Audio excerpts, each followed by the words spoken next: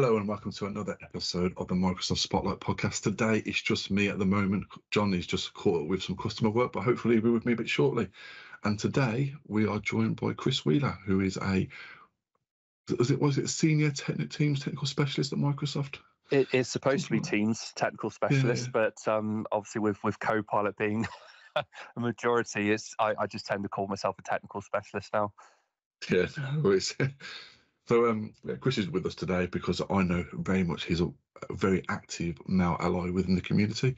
He actually came to South Coast Summit last year and joined our panel and put in some very good insight into what Microsoft do and how he works as a male ally. So I thought, it'd be good to get you on and obviously share that with the wider audience. So first of all, do you want to just give an introduction about yourself, what you're currently doing, and then we'll dive into all the other stuff as well. Yeah, not a problem. So, as mentioned, I'm Chris. I technical specialist at Microsoft. I joined around October 2022. So, literally just coming close to a good year and a bit now. So, it's been a really good journey. I originally come from partner as well, so I've kind of worked my way up to joining Microsoft.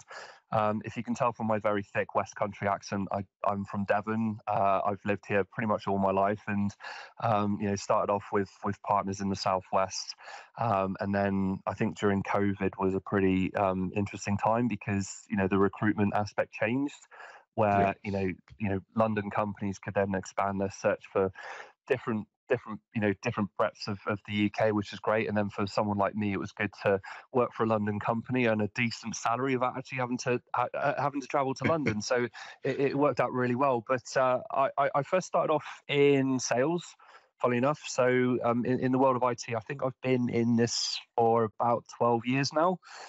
Started off in account management. Focusing on Microsoft licensing, would you believe it? Very, very complex. It was very quite dark art as well. There's so much. Yeah, it was just so complex, and I think for me though, I think that the type of character I love puzzles. I love, doing those sort of things, dissecting certain things. It was good. It came naturally, and then after that, Office 365 was a pretty, dominant force coming through. Everyone wanted to know what this, cloud technology was. So I got the chance to go work up at Microsoft on a contract for 3 days a week. So got to go up to Reading to Thames Valley Park. So I was there for about 6-7 months. I think from there, I kind of knew that this was the place that I wanted to work at. So there was a complete culture change. It was such a great eye-opener to see what was happening, outside of Devon as well. And I guess that's kind of where the male allyship also came in as well, but also, just the different allyships as well around, things like ethnicity, religion, the things which were quite limited down in the Southwest.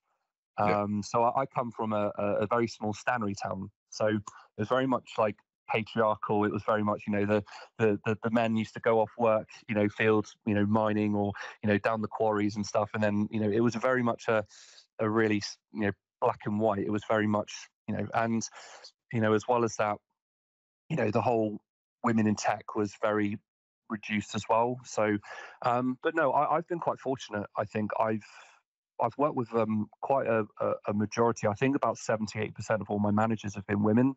I grew up in a women household as well, so I think that's kind of come quite naturally with the male allyship as well. Just to throw that one in. But yeah, so after COVID, I then went to work for a company called Modality that then transitioned into Navstar.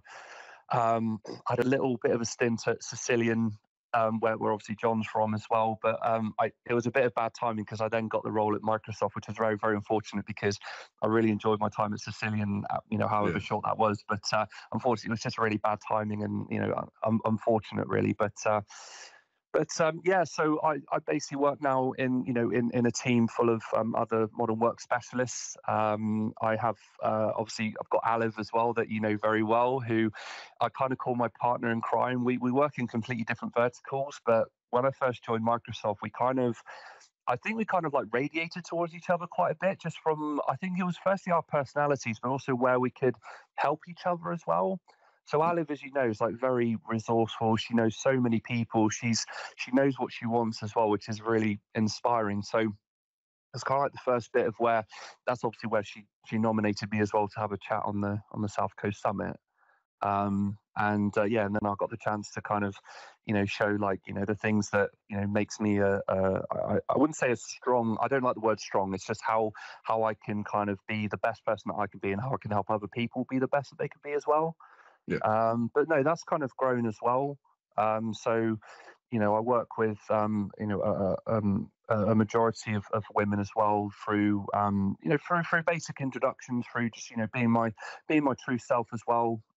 Trying to, be very conscious about my own, unconscious bias, or, the way that I might emotionally react to things. So it's not a completed project. It's always evolving. It's always growing for me as well, which is great.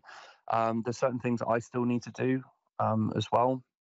But yeah, sorry, that's just a little bit, from my side, obviously where I've come from, and through being very limited to where things are in Devon, through no fault. It's just obviously I think being in a remote part of the UK is quite impactful on the culture. But Yeah. obviously then growing and working at Microsoft to be fully immersed in so many different resource groups. There's such a big community as well at Microsoft, which I really do appreciate. And it's not just for women. There's loads of others around, disabilities. There's military. But no, I kind of got really drawn to sort of, women in tech, and, the other things as well that goes along with that. So things around family, I mentioned about ethnicity and religion as well. So there's loads of different resources that we can tap into, which have definitely helped as well, I think. Yeah, I mean, I've spoken to obviously quite a few people from Microsoft UK and see a lot of stuff that I put on LinkedIn. I'm like, that's really interesting. Why don't other companies do that? And obviously, Microsoft are doing a very good job in Yeah. promoting that through obviously the power of LinkedIn through their own staff. I know I've always mention her name. So again, second episode in a row, Tina Shepherd, she posted something ages ago Yeah. about returning mothers to Microsoft and stuff they're doing there. And I saw like there's loads of like Microsoft baby grows being sent out and packaged for mothers that are going on maternity leave. So yeah, I can see that as a company, Microsoft do a lot to support staff and all the different variations that are a part of general life. So it's like the equality, diversity, inclusion. But it's obviously nice to see organizations doing that, and obviously from myself and the company that I work for, I'm trying to basically push them boundaries as well. Yeah, absolutely. It's something that we are encouraged to do naturally by ourselves. They always encourage thought leadership, and to bring our authentic selves and be the best that we can be. There's also things like incentives as well, where we do get asked to provide, I wouldn't say evidence, but just the sort of things that we have been doing to help other people succeed. And obviously that male allyship falls in that slot as well, and also building on the success of others as well. Where women have had an impact on you, for example, and where you've built on that success as well. So for a really good example is Olive. I wouldn't be where I am without her, so I definitely call that out quite a lot. So, and I'm completely honest about that as well. There's no for me, there's like absolutely no resistance or anything to say, well, actually, I, as an individual, I've done all this by myself. I can't do it without people. So, Olive's definitely one of those that really, firstly inspires me, but also, without her, I probably wouldn't be where I am today, to be honest. So, yeah, it's really good. That's really good to hear, because obviously, hopefully, people can, see that partnership with a colleague has obviously helped you look at yourself and your career, and obviously how you want to basically progress. I mean, it's one of the things, obviously, it's an unconscious bias sometimes. So when you look at sending emails, it could be males and females in that email. And then the one thing that I'm trying to make sure that I don't do anymore is put "hi guys," because it's that it may sound a little bit daft, but it is obviously trying to address people correctly in the right manner. And the one thing I've always tried to pride myself on is being a bit of a social chameleon. So when I walk into a room, I'm able to engage people on all different levels. I mean, I'm from very much a working background. My parents, working as and was a truck driver.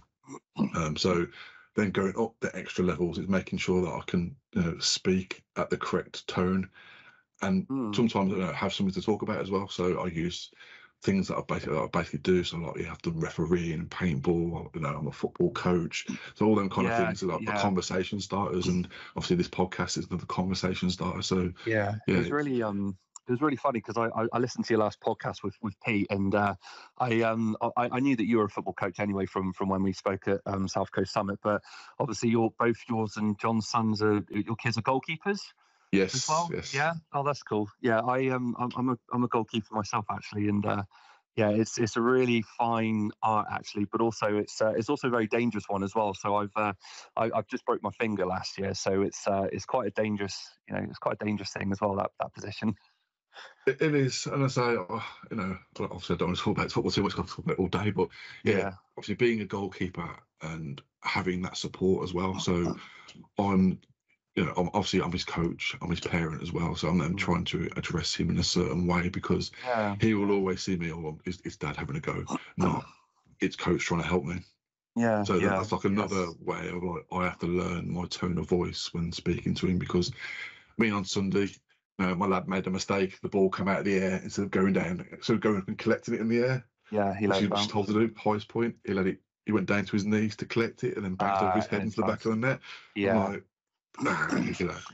yeah, these things happen. Yeah. No, it's quite good as well. I think goalkeepers are great because part of it is also understanding body language as well. So that's also quite good to take in the meetings to assess how people are reacting to you. But you mentioned about that chameleon thing. I think that's really impactful. I've got something very, very similar where I've mentioned this. I've mentioned this before, but sometimes I'm a little bit conscious that sometimes it can come across as not negative, but for me, if I go into a room, I always try and practice the art of irrelevance. So with your chameleon, it's kind of adjusting and kind of doing that. When I go into a meeting, it's kind of or even just working in general. If someone approaches me, for me, it's trying to teach myself that it doesn't matter who you are, as long as I can be the best person I could be into helping that person, regardless if they're male, female, straight, gay, black, any sort of background there as well. But as well as that, there's also that appreciation that there is prejudice. There is a load of, that there is that privilege as well that has spanned across many, many years as well. So to kind of accept that and also appreciate that, but also moving forwards to still give people that same level of respect and professionalism regardless. I think that's something that I value quite highly. It's something that I kind of work towards quite a bit. But then I also appreciate that sometimes I'm very emotional. I do get stressed out. I do, that there is that element of me. Unfortunately, it could be my upbringing, could just be like the way that I've grown up. I don't know, but there's also that bit as well. And I think I've been quite fortunate to, have those therapy sessions before in the past. When things haven't been going right with myself, I do look for help. So there was something that I picked up on a lot with one of the therapists I used to see. But she kind of mentioned something about what we call emotional snow globe, and it still sticks with me to this day. And when there's loads of stuff going on, whether that's in your personal life or your role, the snow globe starts to form and you see all these things trickling around you, and it's very difficult to manage things. And all it literally takes is just a little trigger or something which then generates an emotional response. And that's where not the problems, but that's where you could start lashing out or say something where your unconscious bias comes into things, or some things that you really do regret saying later on. But on their side, who you're directing that to, they don't really understand that snow globe. It's only yourself. So it's kind of like internal work that you have to do yourself on how to manage that and how to just sometimes. There was something as well that they taught us as well about if you've got like a spiraling plane that's going into a corkscrew and it's out of control. They said, you know what the best thing is to do that, and obviously that spiraling plane could be like your emotions or what's happening in the moment. The best thing to do in that situation, I don't know, I haven't tried this before, I'm not a pilot, but the best thing is just to let go. And that's another thing as well that I've picked up really, really nicely is that, when things really get out of control, or if there's so much going on, it's just really great to just kind of take a step back, let go, take a breather, assess yourself, understand what's going on before you could make a really wrong, or like you could make a decision or a choice that could really impact somebody else. Based on your own opinions, based on your own bias as well. So there's a few things that I work on. I'm no way perfect at this as well. This is always like a continuous practice as well. So, I do it in my job. I do it in my personal life with my wife as well. We're going through a lot of stuff at the moment, which involves we're going through IVF at the moment. I'm not ashamed to admit it, but we're trying to plan for a family, and that of course has a load of pressure and stress as well, especially with expectations from ourselves, but also friends and family that we want to include in our journey as well. So yeah, there's a load of stuff I think emotionally and psychologically that does impact being a great male ally as well. But yeah, definitely when you're going into a room, back to your point, Andy, around how to address people in the right way, how to like you say, as a chameleon, how to really get on their level. So yeah, it's an interesting it's an interesting sort of practice. Yeah, I mean, it only came about because I mean, when I first started in the world of IT, I was very much doing desktop noddy work, and then for the company I was working for, so a company called HomeServe, so they do like a home emergency policies. I know, yeah. HomeServe used to be one of our accounts in Devon at the partner I used to work at. Yeah, so I used to work at HomeServe in the very early days, Yeah. but like they started getting us before like home working was even a thing. I was actually going out to lots of different homes up in like the Preston, Lancashire area, that kind of way, basically setting up desktops for people. And from that, I then obviously was going to homes of people that I didn't know. So I had tried to have that appreciation. I mean, there was a couple of people's houses I went into. It's like, okay, I feel a bit uncomfortable here. So it's having to learn how to deal with that. I mean, I remember going into one home and it was like an Asian family, and I literally come in, make sure you take your shoes off. Going up, they took us upstairs into a bedroom. There's like two like single beds, two like desks, and setting these two desktops for these people to work. And it's like while I'm doing that, I was thinking like fed samosas, pakoras. It's like they're really trying like welcome me into their home as much as possible. Yeah. And that's where I kind of like started learning that I need to address people in different ways, because I could go into, I mean, my background is, I've got Jamaican heritage, and I'm very proud of that. I mean, I went all over Birmingham the other day just to find this special bottle of Brown Nephew rum that I've got sitting over here. Actually, no, it's right here, actually. There we go. It's like a limited edition special bottle, and basically, I don't know if you can see it too on the camera, but on the bottle itself, it's the actual parish where my granddad's from. And it's like an image of it, and I've done like a special run of it for the like 60th anniversary of Jamaican independence last year. It's got a lot of sentimental value, yeah. So, yeah, for me, yeah.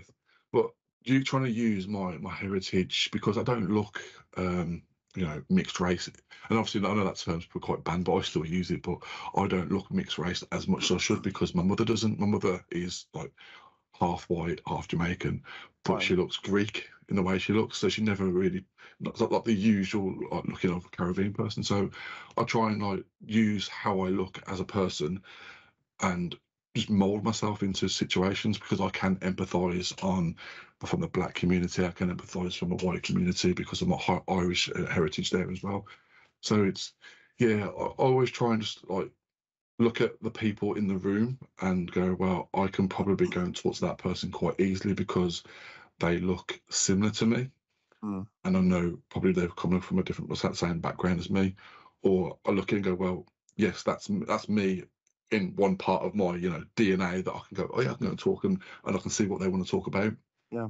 And I think obviously when it comes to like talking to women in the workplace, I found that very more natural, because I'm in a professional environment, so I have to basically make sure that I'm not being an idiot. I am basically giving them enough respect and trying to show that, we're on the same path, especially when we work in the same team as well. Yeah, yeah.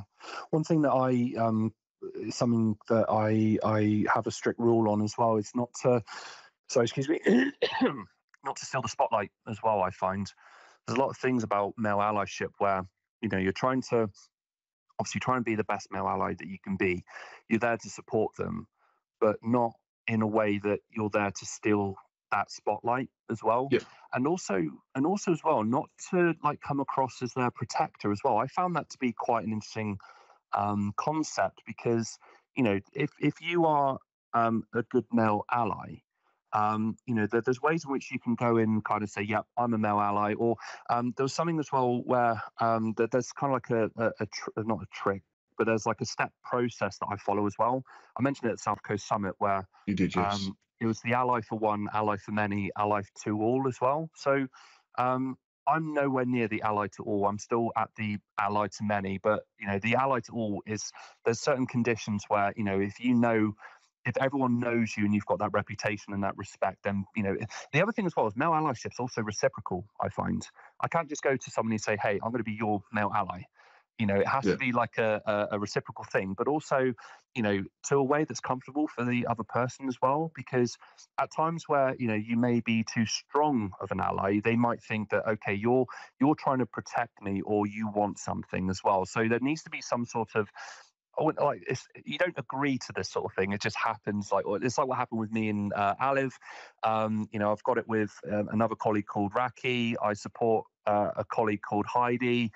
It's just one of those nice organic things where you have that common understanding that I'm not here to take the attention. I'm not here to overstep you. I'm not here to do these sort of things where previously it might have been deemed but that might just be bias or certain historical things that have happened as well. So I kind of like that that understanding that I'm not here to overtake you. I'm here to support you and be the best that I can be. There's always going to be that. I'm not going to lie that to say, look, I have somewhere that I want to go in life, but actually I want to help other people.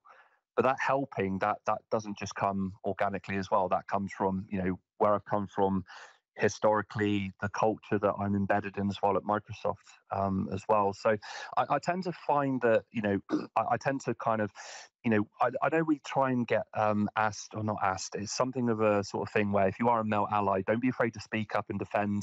Don't be afraid to give people the chance to speak. Don't be afraid to do these sort of things. But there's also a line which, if you do overstep it, it could be deemed as quite a negative experience as well. So it's kind of managing that as well as being a useful. That's why I don't like the use the word strong, because if you're too strong, it could be deemed as you're protecting. So there's a nice sort of healthy balance. I'm gonna quote Big Shaq and say there's a balance. Not a NatWest balance, but there is I know your relationship with Avlev as well, because you came into the presentation for us in my organisation, and I could see literally that when you were speaking, you're always kind of on the side thinking about, well, am I speaking too much? And then you've got basically going over to 11 and getting her to put her input into that call as well. Yeah, there's no interrupting. There's always it doesn't go as far to say we don't finish each other's sentences. That would be really creepy. But we've got that. We've also got a really good chemistry as well. I find that people see that energy. They see that we bounce off each other really, really nicely, and I think that really helps us in our careers when we're talking to customers.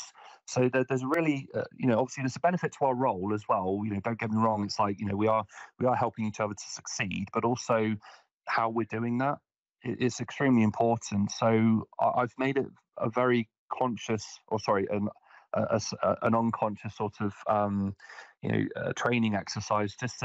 It's usually more difficult when you're on Teams calls because, with the impact of technology, I don't know when someone's finishing or when someone's going to speak up, unless you're in a room. So that's something else that we're trying to work on. So it's a little bit more difficult online, but obviously face to face is brilliant because you can see that energy. You can see we feed off each other really well. I look to her for support or inspiration. She does the same. So yeah, it works extremely well. But then that also applies to all the other female colleagues that I work with as well, or even the female colleagues that I've worked with in the past. I mentioned, some of the most of the managers that I've had have all been female, and I've learned so much off them as well. So it's obviously in the last call, obviously with Peter, we basically mentioned, he only got into IT because of, a woman in tech. Yeah, exactly. Yeah, and that's the one thing that in my career I've never had a female manager. I've always had male managers going through. Starting from basically when I was like 17 as an apprentice up to my present day, I've never been a female manager that I've had to report into. It's always been males, but there has been females that are basically within the team that I've worked with, and I've kind of, been helping them unconsciously. I've been helping them understand some of the stuff that I'm sharing my experience, because I look at my career path. I have been across quite a few different organisations. I mean, I think where I'm at now is my second longest, maybe my longest job that I've had within the IT space within the 20 years since I've been doing IT. So, because my approach in my earlier years was basically I want to basically climb the ladder as quick as I possibly can, learn as much as I can, and absorb it in to get into the position I'm in today, where I am quite comfortable in life. I do quite well in what I'm doing, but I know there's still obviously how Microsoft decides to change everything on a daily basis. There's still stuff that I have to basically learn along the way, but with the organisation that I'm in, I want to basically support as much, as many people as possible within the business and share my experiences, especially apprentices, because I came from an apprentice background. I knew though how difficult it is. When I went into, I went to a private hospital, and I was basically like learning how to become the person I am, because I was having to deal with not only just patients, I was dealing with consultants, people that, on the ladder, are in a higher position than me. Hi, John, nice to see you here. Oh yeah. But it's having to say that, and that's where, it's learning, because also being an apprentice is very tough, because you're entering the working world for the very first time, and you need to understand the hierarchy within a business, because you don't want to basically say something that's going to get you in trouble, because you're an apprentice, you can get released quite easily. So yeah, I like going in and talking to apprentices and going, well, this is my career path, this is what I've done, this is how I've got there. There's nothing stopping you from doing exactly the same. Yeah. Right, John, all we're doing, John, was talking about, male allyship, talking about careers. Awesome. We'll obviously focus on the stuff that we spoke about at South Coast Summit as well, which obviously you were there for. I was. That was a good day. Good day. It was a very good day. I say it was a very good presentation that we did, because I say it was, even though it was literally a round table that we had, or oblong table, as John likes to call it, a round table session. We did have quite a few people in that room, and it was nice to get the male allies that actually came to that session involved in the conversation as well. Yeah, I think kind of in that South Coast Summit, compared to what we had like the years previously, like there was a lot more male attendance, and people were actually speaking up. If I think back to years previously, when we'd done the sessions, I thought obviously we had Pete in the audience in the second one, and in the crowd there was one or two. Was it Will Hopkins? Obviously, was it Will? Yeah, Will Hopkins. Yeah, that was mate. I remember the name. Will Hopkins kind of like really spoke up in previous ones, but that was, I think, kind of about it. I just remember Storm and Sophie and a lot of a lot of other people talking up. But yeah, it was good to have this round table with a lot of different voices as well. Yeah, the impact of that was really great as well, because me and Al got asked to just do a presentation slot for one of the guys that attended for his business. And funny enough, Andy George has introduced me to some really great contacts at Santander. So I'm doing a slot with them on International Women's Day on the 8th of March. So that'll be really great. And it's good because, like, for me, I'm still quite, I mentioned before, I'm still quite new to Microsoft, but also the whole, the male allyship is, for me, it's always a constant learning experience. It's never going to stop for me. So, just to show, some of the thoughts and techniques that I use in my day to day is it's definitely radiating with a wider community, which is great. So yeah, to feed that into multiple organisations, for me, it's fantastic, I think. Yeah, I mean, we've never had, obviously, a male ally on this podcast from Microsoft. Obviously, we've had so many women on talking about, obviously, all the different women's networks within the business. Is there a definitive male ally champions group? I mean, I know in my organisation there is. So we have monthly calls and try and have conversations. But is anything like that in Microsoft as well? There is in one of the sub-level resource groups. So there are, I'm not too sure who the champions are, but it does fall under women in tech. So that is very much the overarching resource group that we adhere to, and then that fizzles down into, you mentioned before, Tina's a really great advocate of the families at Microsoft.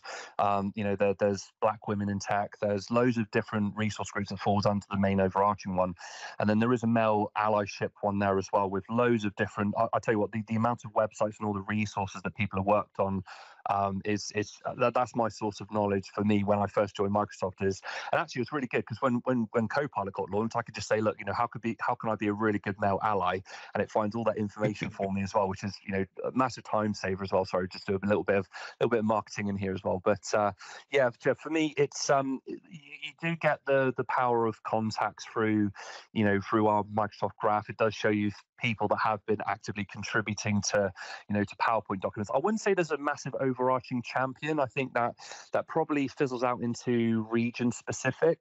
I think for the UK it's quite prominent. We do have a few really great male allies that we can rely on and we can go to. It probably differs between countries as well, depending on, I guess, the culture or what the focus is for that area. But certainly for the UK, it's in my experience, it's been a really great contributing community, especially to help women in tech as well. So, just a question about that. I've said my thoughts on the word ally and everything like that in previous shows and stuff, but how do you get away and the stigma of just a bunch of possibly a bunch of white guys talking about women in tech and that side of it? And I'll come back to something as well, and that was I said before, in the Barbie movie. And you go through and they get to the top level where it's all the C-suite of people that work within Barbie, and it's all like white middle-aged men talking about like what other people want. How do you kind of stop that? How do you stop that basically? Yeah, I think for me, it's obviously that it's a historical piece with, when you look at that hierarchical sort of structure, that obviously needs to change. I appreciate that. I think from my own sense, I was speaking to Andy about this, and I think for me, it's kind of having that. I train myself to try and make it as irrelevant as possible, and I know that sounds quite bad, but for me, it's a trick where whoever's sitting across the table from me, whoever I'm speaking to on a Teams call, for me, I build in an irrelevance where, for me, it doesn't matter who you are, if you're male, female, black, white, gay, straight, for me, as long as I can still give you the professionalism, the courtesy, the respect and the support. But that irrelevance also doesn't mean that I don't appreciate what's happened previously with privilege or adversity or anything really around that, to say, actually, I'm aware that these things have happened before. I'm aware that those things still exist today. So for me, it's kind of having that irrelevance to say, look, I can treat you, I don't have any, I try and make sure that I don't have any unconscious bias. I mentioned to Andy about having like a snow globe or like an emotional response to things where sometimes unconditional bias comes in, or there might be certain things going on in my life where I could, really sort of go the other way and maybe possibly speak to someone in the wrong manner, or I'm not addressing the situation as well as I should. So there's things I'm working on. It's obviously not an end. It's never completed. It's always ongoing. But there's the irrelevance, but the appreciation and the understanding and awareness piece as well that helps me to help whoever. And then I mentioned that it's also reciprocal as well. So when that person then feeds back to say, actually, you have given me that respect, I'm going to now collaborate, or we're going to work together on things. That's where those really great relationships happen. And to the point where I was saying before, I don't like the word strong ally. I don't like the word strong, because you could be overly too strong, where you could be deemed as being that protector. You could be deemed as I'm overly nice to you, that means you want something from me. There's sort of like the perception there as well that I try to work on as well, to say, look, I really don't want anything. I just want to help. Because if we work together, we are both successful. It helps us in our role. It obviously helps Microsoft as well, because that's the culture of helping each other. That's what Satya really drives in our organization. It's actually one of the key pillars that we've got, in our reviews as well. How do we help other people succeed? and how do we also build on the success of others. I certainly won't be here without the success of my female colleagues as well, that I'm not ashamed to admit as well. So, there's a piece around the perception, there's a piece around, really working on your own self to help that. And then hopefully from the ground up, that then helps, with the hierarchy, and that then changes that as well. So that's obviously where the communities help. That's where people share their thoughts. Yeah, I think that's. Yeah, sorry for coming in and asking such a down question as such, but no, not at all. I'm very conscious that we are two white guys and one mixed race guy talking about. Sorry, yeah. Johnny missed it. I was talking about my bottle of rum as well. Look, my special bottle of rum that I got. I had to go all over the place to get it, but it's. Do you get what I mean? Like, I'm very much conscious that we are three middle-aged guys talking about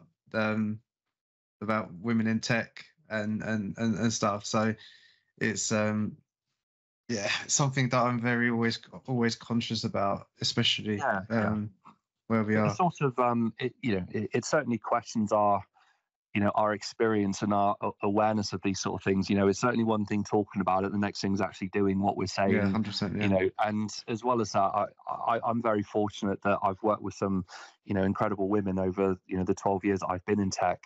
My first 5 years at Grey Matter in the Southwest, I was under the management of probably one of the best account managers I've ever worked with, called Lisa. And she taught me everything I knew about, the world of sales, about account management. She knew a lot of stuff. And without her, I would literally, I would never have, probably stayed in tech, I would have thought, because as a new person, like you said, Andy, if you start off as an apprentice, you don't want to say the wrong things or do the wrong things. So she was so supportive of that, and she showed me exactly how she dealt with certain situations and challenges. So for me, going off to be another successful account manager, that for me is all down to my manager. So and then of course growing up with two women, my mother and my sister, unfortunately Dad wasn't really in the equation too much, so learning more about what happens outside of work as well has been generally helpful. So I'm quite fortunate with that experience, I think. I'm certainly not the expert. I'm never going to be the expert, but we can only do so much as male allies to help grow and support and nurture. And I was saying about not stealing spotlights, not taking over, not where I think previously it has been deemed as possible. I was saying before about the town that I grew up in, very patriarchal, very much, male dominated. We all go down the pub and, we get home and dinner's cooked and stuff. It was just always, a bit tricky being in the Southwest with that sort of viewpoint. So, but no, with the help of, well, I know it sounds really bad, but with the help of COVID, you kind of move to like London, London companies where there's a bit more of a wider culture and appreciation and understanding as well. But obviously for me, women in tech was always there when I first started as well. So I think that was quite important, quite beneficial for me. I mean, from everything you've basically said, it kind of lines up to the charter that I helped basically develop within my organisation. I mean, the charter was basically broken down into 4 pillars. It was basically being informed, so basically understanding where all the policies are for supporting obviously women in tech, diversity, ethnicity, race, all that kind of stuff. Being visible, which obviously you do because you're active with Avlev, you do stuff with Avlev through obviously like LinkedIn. I saw like the different video series that you do, and obviously the sessions that you do with customers, sharing your experience, which I know that you do as well through the presentations that you do. And then the other one that we have is be a leader for change. So basically being that person that understands all the benefits within the business of being, supporting diversity and identify opportunities to support and develop women as well within the business, which I know that again you do that as well. So everything I've basically put in my little charter, you kind of like do within your organisation. No, that sounds it sounds fantastic. And if you start doing that and people then start to notice those things, and it becomes so important as the key foundations. One of the things that I've basically been trying to promote internally is that being a male ally, you don't just turn a switch on, you're a male ally for everyone. You have to start small as well, and there's no harm in that, because eventually you'll start to take those steps into growing as an individual. So for me, there were sort of those 3 steps around ally for one, ally for many, ally for all. So ally for one, that started off with Olive. So it was like, okay, and it was a reciprocal thing. I didn't just go up and say, look, I'm going to be your male ally. It was just a nice organic, we kind of got chatting, and actually we had a lot in common. We had the same role, but different verticals. But we then started to like understand each other's strengths and weaknesses really well, and how we could feed off each other. And then that then turned into a really beautiful relationship where we're like partners in crime now. It's incredible. And then from there, you then start to practice your male allyship to say, okay, what is it that you need, Olive? How can I support you? Or maybe it's the other way around. What help do I need that you can address as well? So it's that reciprocal thing that's very, very important.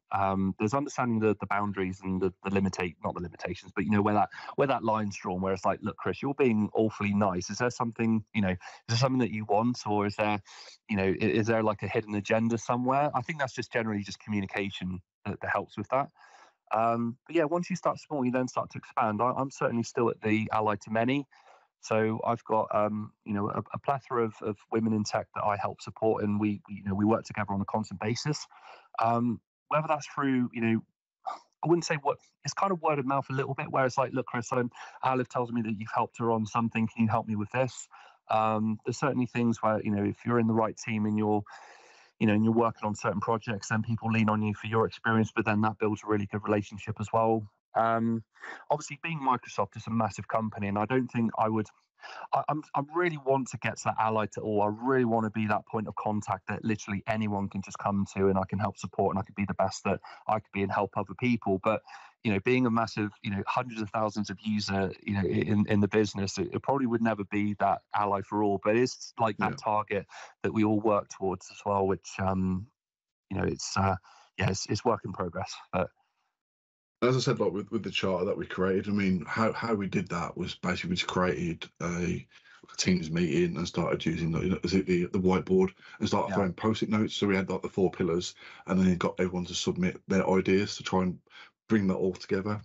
I mean, what we did say as well, that you don't have to do you don't have to do all 4 pillars to basically become a male ally, as long as you're doing one of them. So like being visible, for example, then you're doing the work that's required as a male ally. If you're just informed, and obviously all about the different things that basically going on with the business, like our pay gap, reports, all that kind of stuff. Again, what's going on, how to help in that area. So if a female within the business is having issues, you can point them in the right direction, or even if another male comes to ask you that question, you can point them in the right direction. Yeah. So it's not all of those four pillars to say, look, this qualifies you. It's just starting small, start with one pillar, and then start to grow. It was really interesting as well, because Donna Sarkar mentioned something as well that stuck with me as well. She said, look, we don't need absolutely everything. She said it was just as long as you're the littlest of things really matter. So as long as you're present, sometimes that's all that matters to us. And it's like, wow, okay, that makes perfect sense. It's interesting, like those different dynamics of how to be, on tracks to be a male ally, and how to, obviously grow from there as well. I found that really inspirational. Yeah, and obviously how Microsoft US operates and Microsoft UK, there is differences, but there's obviously many more diverse people in the US in Microsoft than there is in the UK. So her having that opinion as well as a woman as well, because everyone knows Donna. Hopefully, she's been on this podcast, and she could have talked our ear off for a good 2-3 hours. And I know me and John really enjoyed that episode. But yeah, she's definitely someone that when she does speak, what comes out is always a message that makes you sort of thought provoking. It's always something that basically you go away. Well, I didn't think about that. Yeah. You right there, John? Yeah, cool. Sorry, just so busy. I know, it's horrible, isn't it? Well, I've got loads to do, but no, I think I'll just see loads of stuff just popping in, like notification galore. I see that. So I've got my camera there on my home PC, and then my work laptop here, and I'm just like, oh, God, I'll get around to that in a minute. I know. But now, I'm gonna ask you a question. So obviously we spoke about obviously what I think, you know, the 4 pillars, not doing everything. What's the most key thing for you for being a male ally? I think for me, it's there's a couple, but if I could really pinpoint one, it would probably be that um, I I'm a bit of a I, I'm a helper. I really care about helping other people. I think that that is probably one of the key pieces where a lot of the time in some organizations you will get a load of people that just want to help themselves. You know, you see it in like their reviews where there's a lot of I's and me's. I've done this, I've done that, and obviously that then feeds into, you know, sometimes it's a bit of toxic, you know, management as well, where it's like, look, I'm where I am because I've done this. I don't really follow that sort of process or that thought, and I think that's really helped me to be a good male ally because, you know, a lot of the time when I'm helping a female colleague, um, there is that sort of assumption that I'm doing it for myself, and I've worked very, very hard to make them realise that there's not really much in it for me. Well, there is because there's, you know, with the collaboration, there's joint success, but there's like a nice piece where I get my thrill, or I get out of bed to sort of help, you know, and be a really good role model.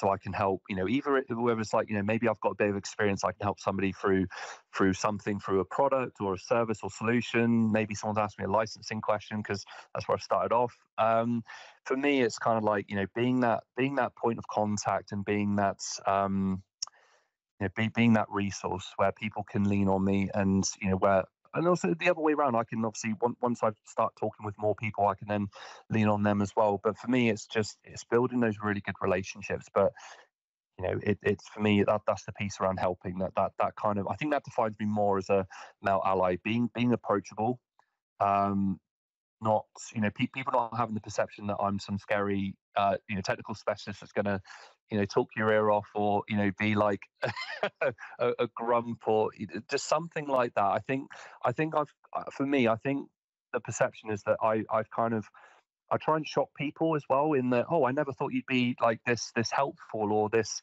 you know, and it goes back to that irrelevance, because I don't really care who you are, but it is very important that I do understand that, you know, if you are female, if you are, you know, a woman in tech, that I still give you the courtesy. I still understand that, you know, we have come from a historical process of, okay, this is where we are now.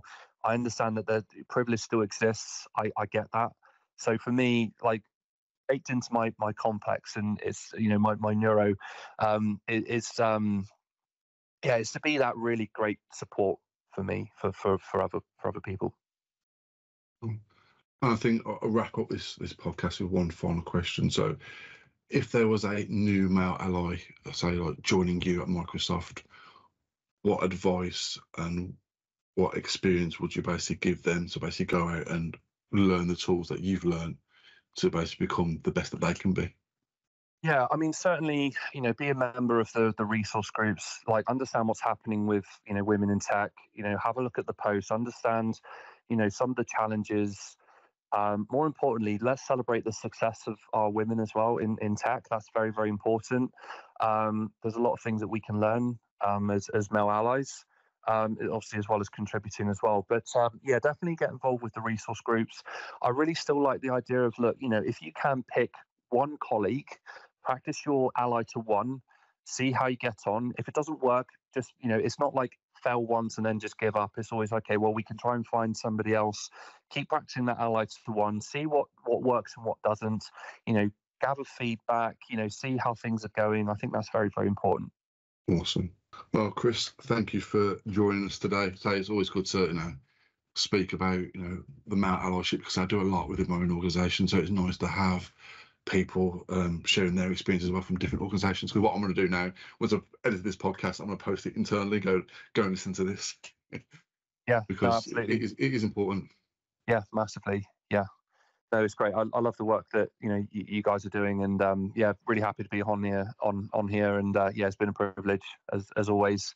It's been great to chat, and yeah, if have any other sessions, yeah, bear me in mind. Yeah, not a problem. Yes, I will do. Don't you worry. Right then, I'll wrap it up there. John, thanks for joining us. All right, cheers all. Thanks, Yeah, Chris. cheers, guys. Yeah, no worries at all. And we'll speak all soon. Cheers. Cool. Cheers. Cheers. Take care. Thank you for listening to the Microsoft Spotlight podcast. Please make sure you hit that like, share and subscribe button to help us promote our message. You can also follow us on Twitter at MSFT Spotlight, and we're also on LinkedIn, the Microsoft Spotlight podcast. And finally, we'd like to tell you a little bit about BitTitan and thank them for sponsoring this podcast. Remote migrations start here. Let Migration Wiz do the work for you. It's fast, secure, and 100% SaaS, which means you can migrate at any time and from anywhere.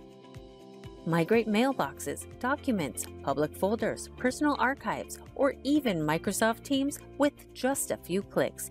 No special training needed and no customer downtime. When the work matters, choose Migration Wiz.